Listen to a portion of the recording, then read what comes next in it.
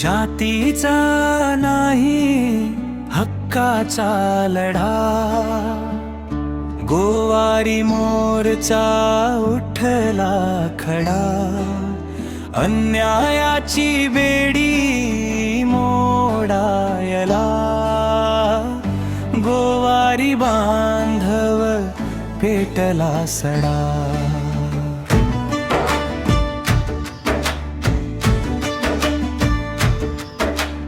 वर्षानुवर्षे दडपून ठेवल्या